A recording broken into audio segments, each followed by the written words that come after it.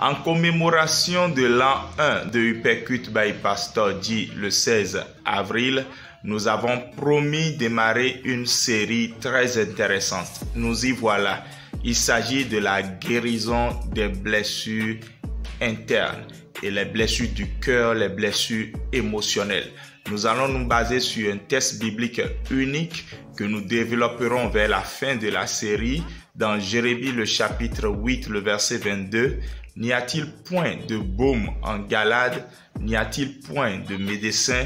Pourquoi la guérison de la fille de mon peuple ne s'opère-t-elle pas?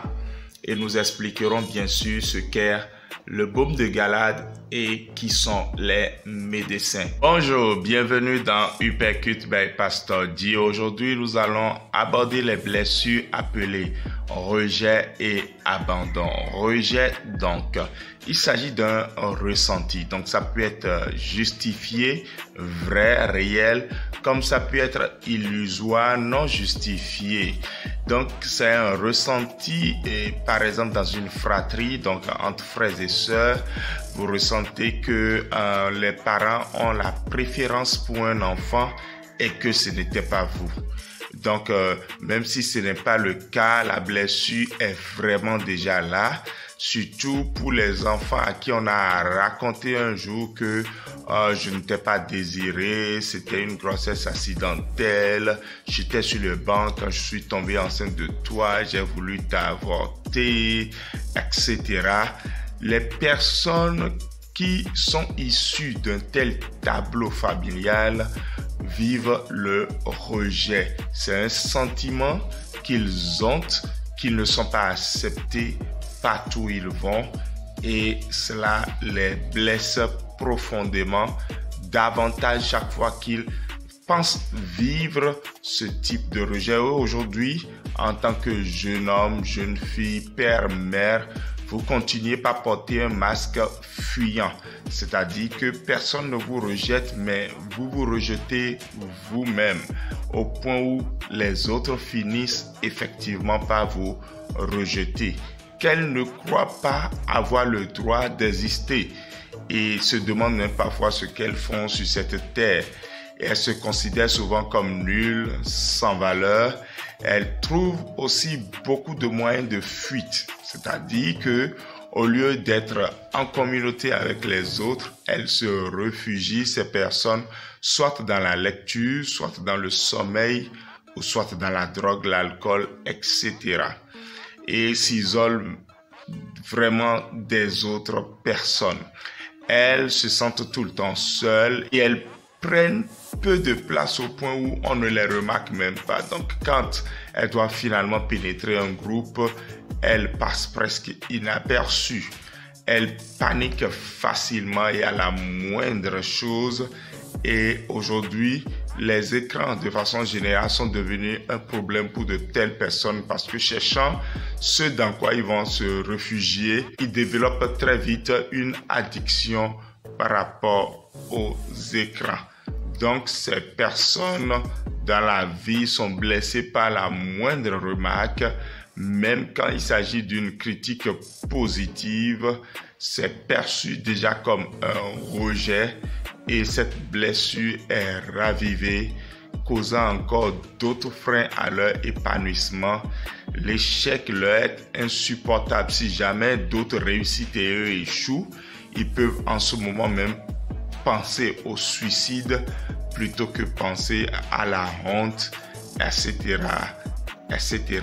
Ces personnes sont capables de fuguer aussi. La blessure appelée abandon, ici on est dans le cadre d'un ressenti aussi, causé par la perte précoce d'un des parents ou un divorce. Rappelez-vous, le docteur Moïse est passé sur des exemples très pratiques là-dessus.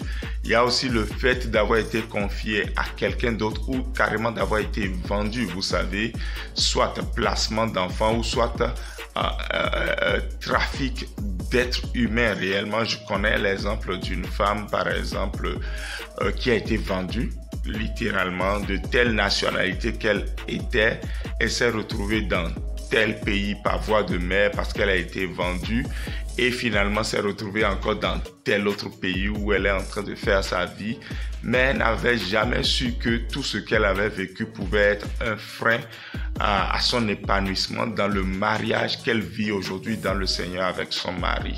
Donc parfois même des personnes ont été vendues pour servir d'esclaves sexuels. Et aujourd'hui, de telles personnes, qu'ils soient jeunes hommes, jeunes filles, père, mère et tout ça, portent un masque dépendant. C'est-à-dire que pour ces personnes, rien n'est possible sans les autres. Et elles se sentent incapables, fragiles, au point même de développer chez certaines personnes, chez elles toutes, des maladies psychosomatiques, c'est-à-dire qu'elles sentent des choses dans leur corps, mais au fond, il n'y a rien, ça se passe essentiellement dans leur tête.